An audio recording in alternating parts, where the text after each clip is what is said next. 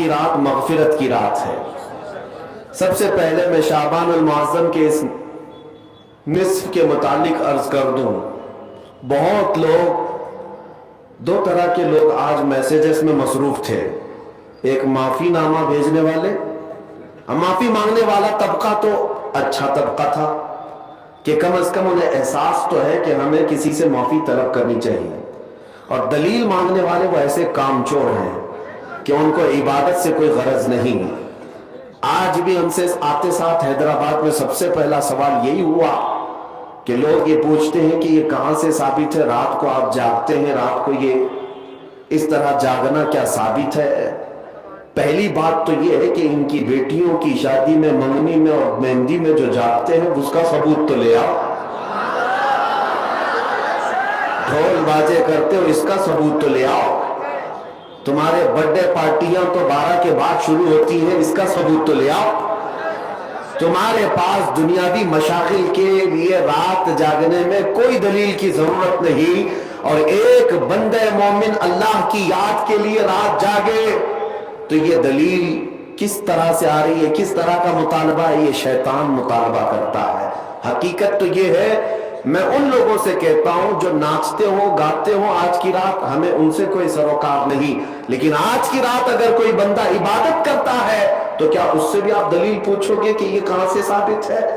عزیزان گرامی، پہلا جواب تو ہمارا یہی تھا۔ دوسرا جواب یہ ہے، آپ یہ پوچھتے ہیں کیا اس رات کو رسول اللہ نے جاگا تھا؟ نادان، تجھے پتہ نہیں، میرے رسول تو 365 راتیں جاگتے تھے، وہ تو سال بھر اپنی امت کی مغفرت کی دعا کرتے تھے۔ آج کی رات کی کیا خصوصیت ہے؟ اور الحمدللہ ہم اسی مسلک سے تعلق رکھتے ہیں جس کے امام نے یہ کہا تھا، اللہ کیا جہنم اب بھی نہ سرد ہوگا، رو رو کے مصطفیٰ نے دریا بہا دیے ہیں۔ نبی پاک صلی اللہ تعالیٰ علیہ وسلم نے جاگا کیوں نہیں؟ جاگا ہے۔ ماں عائشہ صدیقہ رضی اللہ تعالیٰ عنہ کی روایات میں آپ کو بتاتا ہوں، جامع ترمذی کی حدیث ہے اور مشکات المصابیح کی حدیث ہے، جس میں صحیح احادیث ہے، وہ میں پہلے آپ کے سامنے عرض کر رہا ہوں۔ سیدہ عائشہ صدیقہ رضی اللہ تعالیٰ عنہ فرماتی ہیں، ایک رات میں اپنے حجرے میں سوئی تھی، میرے آقا صلی اللہ تعالیٰ علیہ وسلم میرے حجرے میں تھے، اس دن باری میرے ساتھ حضور کی گزارنے کی تھی، لیکن آدھی رات ہوئی تو میں نے دیکھا کہ حضور حجرے میں نہیں ہے۔ میں گھبرا کر اٹھ بیٹھی، سوچا کہ کسی اور زوجہ کے گھر حضور تشریف لے گئے ہوں گے، تو مسجد میں جا کر دیکھی، مسجد میں نظر نہیں آ رہے، تو حضرت عائشہ کہتی ہیں کہ رات کی کئی پہر گزر چکے تھے، میں چلتی ہوئی باہر نکلی۔ یہ صحابہ یا حضور کے اہل بیت کا ایک طریقہ تھا حضور کو ڈھونڈنے کا، کسی سے پوچھتے نہیں تھے بلکہ حضور کی خوشبو سونگتے ہوئے نکلتے تھے۔ کیا مہکتے ہیں مہکنے والے، منہ پہ چلتے ہیں بھٹکنے والے، ان کی مہک نے دل کے غنچے کھلا دیے ہیں، جس راہ چل دیے ہیں کوچے بسا دیے۔ ماں عائشہ صدیقہ اسی خوشبو کی بدولت ڈھونڈتی ہوئی آئیں تو دیکھا نبی پاک صلی اللہ تعالیٰ علیہ وسلم آج کی رات جنت البقیع قبرستان میں تھے، مومنین کی مغفرت کی دعائیں کر رہے تھے، وہاں پر تسبیح و اذکار پڑھ رہے تھے۔ پھر تھوڑی دیر کے بعد حضرت عائشہ اپنے گھر واپس آئیں حجرے میں، تو ان کے جسم کے اندر گرمی تھی، حرکت تھی۔ حضور پاک صلی اللہ تعالیٰ علیہ وسلم واپس جب تشریف لائے، پوچھا، اے عائشہ کیا بات ہے، تم گھبرائی ہوئی ہو، بے چین ہو؟ کیا تمہیں ایسا لگتا ہے کہ اللہ اس کے رسول تمہارے ساتھ کچھ غلط کریں گے، زیادتی کریں گے؟ حضرت عائشہ کہتی ہیں، ہرگز نہیں یا رسول اللہ، میں نے یہ سوچا تھا کہ آپ شاید کسی اور زوجہ کے گھر گئے ہوں گے۔ نبی پاک صلی اللہ تعالیٰ علیہ وسلم حضرت عائشہ سے فرماتے ہیں، اتدرین ہذہ اللیلہ، عائشہ آج کی رات کے بارے میں تو جانتی ہے یہ کون سی رات ہے؟ ماں عائشہ صدیقہ نے پوچھا، یہ کون سی رات ہے؟ نبی پاک صلی اللہ تعالیٰ علیہ وسلم ارشاد فرماتے ہیں، آج کی رات رب ذوالجلال آسمان اول پر نزول فرماتا ہے، اور ایک روایت میں یہ کہ اللہ تبارک و تعالیٰ آج لوح محفوظ پر سارے انسانوں کے رزق لکھنے کا حکم فرماتا ہے، اور جو مدبرات امر فرشتے ہیں ان کو یہ تمام معاملات سپرد کر دیے جاتے ہیں کہ آج کی رات سے لے کر اگلے سال تک کس کو کتنا رزق ملنے والا ہے، کس کو کتنے بچے ہونے والے ہیں، یا کس کی شادی ہونے والی ہے، یا کس کی موت ہونے والی ہے، یہ سب آج کی رات مدبرات امر جو فرشتے ملائکہ ہیں ان کے پاس بھیج دیا جاتا ہے۔ اسی رات رزق کی تقسیم ہوتی ہے، تمام معاملات کی تقسیم ہوتی ہے۔ یہ حدیث پاک میں موجود ہے۔ نبی پاک صلی اللہ تعالی علیہ وسلم کے اب روزے کے متعلق پوچھے، ماں عائشہ صدیقہ خود فرماتی ہے کہ میں نے رمضان کے بعد سب سے زیادہ روزہ رکھتے ہوئے حضور کو اگر دیکھا ہے تو شعبان کا مہینہ، کثرت سے میرے آقا صلی اللہ تعالی علیہ وسلم اس میں روزہ رکھتے تھے۔ اور پھر ارشاد فرماتے اس ماہ مبارک میں اللہ کی بارگاہ میں اعمال پیش کیے جاتے ہیں، اور میں یہ چاہتا ہوں کہ میرے اعمال اللہ کی بارگاہ میں اس حالت میں پیش ہو جب میں روزے کی حالت میں ہوں۔ میرے عزیزو، آج جو دن گزر گیا، مغرب کے بعد اب ہماری 15ویں شعبان شروع ہو گئی۔ 14ویں شعبان تک جتنے بھی ہمارے اعمال تھے وہ سب اللہ کی بارگاہ میں پیش ہو چکے۔ آج جو روزے سے تھے ان کے متعلق بھی یہی ہے کہ حضور کی سنت، کہ حضور یہ چاہتے تھے کہ میرے اعمال اللہ کی بارگاہ میں جب پیش ہوں میں اس حالت میں ہوں کہ میں روزے سے ہوں۔ یہ سنت ہے۔ اور دلائل کی بات کرتے ہیں آپ، تفسیر ثعلبی میں حضرت عبداللہ ابن عباس رضی اللہ تعالیٰ عنہ سے منقول ہے، نبی پاک صلی اللہ تعالیٰ علیہ وسلم کی، کہ یہ وہ صحابی ہیں جن کو سید المفسرین کہا جاتا ہے۔ آپ فرماتے ہیں پورے سال میں 5 راتیں ایسی ہیں جس میں دعائیں قبول ہوتی۔ صحابی رسول کی بات کر رہا ہوں۔ بعض لوگوں کو ایسا لگتا ہوگا کہ یہ بریلویوں کی بنائی ہوئی رات ہے۔ عبداللہ ابن عباس رضی اللہ تعالیٰ عنہ فرماتے جمعہ کی رات، رجب کی پہلی رات اور شعبان کی 15ویں رات، اور دونوں عید، بقرعید اور رمضان کی عید کی رات، یہ 5 راتیں عبداللہ ابن عباس رضی اللہ تعالیٰ عنہ فرماتے ہیں اس میں اللہ تعالیٰ دعائیں قبول فرماتا ہے۔ حتیٰ کہ اب میں آپ کو صحاح ستہ میں سے ایک حدیث آپ کے سامنے رکھتا ہوں، سنن ابن ماجہ کی حدیث ہے۔ نبی پاک صلی اللہ تعالیٰ علیہ وسلم ارشاد فرماتے جب شعبان کا مہینہ داخل ہو جائے تو اس کی راتوں کو کھڑے ہو جایا کرو اور اس کے دنوں میں روزے رکھا کرو۔ جس کو دلیل کی ضرورت ہے وہ ہم سے پوچھے۔ سنن ابن ماجہ کی حدیث، حضور پاک صلی اللہ علیہ وسلم نے ارشاد فرمایا اذا دخل شہر شعبان فقوموا لیلہا وصوموا نہارہا، جب شعبان کا مہینہ آ جائے تو اس کی راتوں میں قیام کرو اور اس کے دنوں میں روزے رکھو۔ اس میں خصوصیت تو نہیں ہے کوئی بھی، پورے شعبان کے لیے حضور نے فرمایا۔ بعض لوگ یہ کہتے ہیں کہ پھر اس کو 15 کو ہی خاص کیوں کرتے ہیں آپ، 15 کو ہی کیوں خاص کرتے ہیں؟ ان کو پہلا جواب تو یہ ہے میاں ٹھیک ہے ہم 15 کو خاص کرتے ہیں، آپ خاص مت کرو، پورا مہینہ رکھ لو، آپ پورا مہینہ رکھ لو، حضور کی سنت ہے۔ ان کو رکھنا بھی نہیں ہے اور کسی کو رکھنے دینا بھی نہیں ہے۔ یہ کام کس کا ہے؟ ابلیس لعین کا ہے، یہ شیطان مردود کا ہے۔ اسی لیے میرے عزیزوں دلائل بہت سارے ہیں۔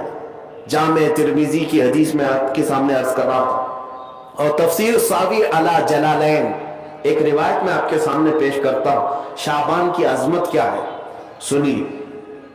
اس میں جو روایت ہے تفسیر ساوی میں فرماتے ہیں کہ رسول کریم صلی اللہ علیہ وسلم 13 شعبان کی رات کو کھڑے ہوئے، اور یہ مہینہ اسی لیے زیادہ افضل بھی ہے کہ یہ مہینہ میرے مصطفیٰ کا مہینہ ہے، اور یہ سرکار غوث پاک رضی اللہ تعالیٰ عنہ کا فرمان غنیت الطالبین میں ہے کہ شعبان کا مہینہ رسول اللہ کا مہینہ ہے، کثرت سے اس میں اپنے رسول کو یاد کرو۔ اب میں آپ کو بتا رہا ہوں جو روایت تفسیر الساوی میں ہے، 13ویں شعبان کو نبی پاک صلی اللہ علیہ وسلم رات میں کھڑے ہوئے اور کیا کیا؟ آج لوگ دلیل پوچھ رہے ہیں اپنے نبی کو یاد کرنے کے لیے۔ 13ویں شعبان کو میرے آقا کھڑے ہوئے اور رات بھر مولا کریم کی بارگاہ میں یہ عرض کرنے لگے مولا میری امت کی بخشش میرے حوالے فرما دے۔ حضور نے 13ویں شعبان کو یہ دعا کی جو روایت میں کہ اللہ تعالیٰ نے اجازت عطا کی کہ آپ کی 1/3 امت کی بخشش آپ کے حوالے، آپ شفاعت کر سکتے ہیں۔ 1/3 एक तिहाई उम्मत की सिफारिश आप कर सकते हैं। 14वीं रात को फिर मेरे आका सल्लल्लाहु अलैहि वसल्लम खड़े हुए, रात भर अर्ज करने लगे, मौला मेरी उम्मत की शफाअत मेरे हवाले कर दे, इनकी बख्शिश मेरे हवाले कर दे। अल्लाह रब्बुल इज्जत ने 14वीं शाबान में नबी पाक सल्लल्लाहु अलैहि वसल्लम को हुक्म फरमाया, 2/3 उम्मत की बख्शिश की सिफारिश आपके हवाले है। 2/3 उम्मत की सिफारिश आप कर सकते हैं। नबी पाक सल्लल्लाहु अलैहि वसल्लम क्या इस पर भी राजी थे? बल्कि 15वीं शाबान की रात आई, ये रात, ये तीसरी रात थी, नबी पाक सल्लल्लाहु अलैहि वसल्लम फिर खड़े हुए, और आज की रात खड़े होकर नबी पाक सल्लल्लाहु अलैहि वसल्लम ने फिर वही दुआ की, मौला मेरी बकिया उम्मत की सिफारिश मेरे हवाले फरमा दे। आज की रात रब्बे जुल जलाल ने अपनी रहमत के पूरे दरवाजे खोल दिए और इरशाद फरमाया, ऐ महबूब आपकी पूरी उम्मत की सिफारिश आपके हवाले है, सिवाय उस मुशरिक के, सिवाय उस काफिर के जो आपसे मुंह फेर कर भागता है, उसकी सिफारिश आपके हवाले नहीं, उसका हिसाब तो अल्लाह क़यामत के दिन खुदा लेगा। आज की रात मेरे अजीजों, मेरे नबी पाक सल्लल्लाहु अलैहि वसल्लम को मुकम्मल शफाअत करने का इख्तियार दिया गया है। पूरी उम्मत की शफाअत, पूरी उम्मत की शफाअत। शफाअत का मतलब क्या है? अल्लाह की बारगाह में सिफारिश करेंगे, सिफारिश करेंगे। बख्शना तो मौला का ही काम है, मग़फ़िरत तो रब ताला की शान है। अब सुनिए, हज़रत अब्दुल्लाह इब्न अब्बास रदियल्लाहु ताला अन्हु से मनक़ूल जो हदीस मैंने आपको बताई, 5 रातें जो दुआओं की कबूलियत की हैं, इसी तरह आपसे एक और रिवायत है। आपने फरमाया कि आज की रात अल्लाह तबारक व ताला इतने लोगों को माफ फरमाता है, ये तिर्मिज़ी की हदीस है, इतने लोगों को माफ फरमाता है कि बनु कल्ब एक कबीला था जिसकी बकरियों के बाल हैं, इतने लोगों को अल्लाह जहन्नम से आजाद फरमाता। ये सारी हदीसें पढ़ना चाहें तो किताबों में मौजूद है, मैं आपको सिर्फ चखा रहा हूं इसलिए कि आप भी याद नहीं रखेंगे।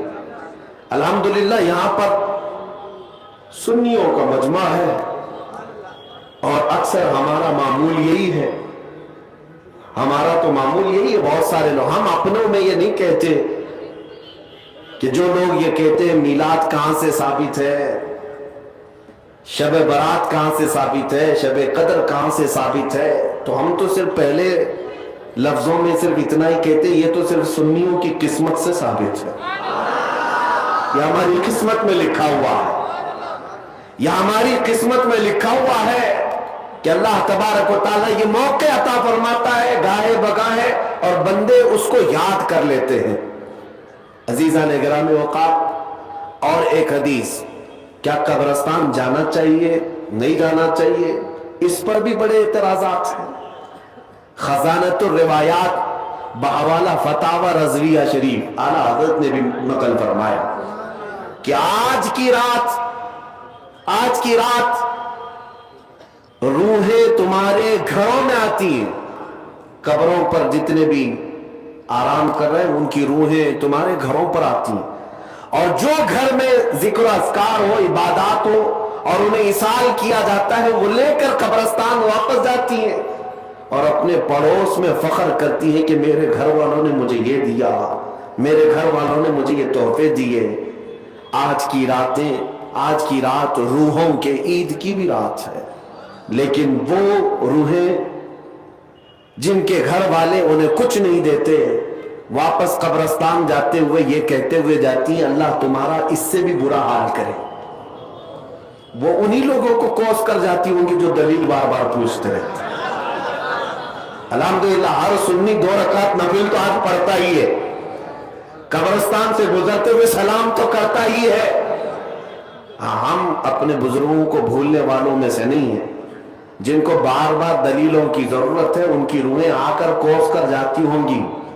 बहरहाल ये शाबानुल मुअज्जम का महीना, जिसके मुतालिक तारीख ये है कि एक तारीख मैं आपको बताऊं, इस महीने की एक और तारीख है کہ سیدنا موسیٰ علیہ الصلوۃ والتسلیم کو نبوت اس مہینے میں ملی، حضرت ابراہیم خلیل اللہ کو اللہ نے نور معرفت اس مہینے میں دیا۔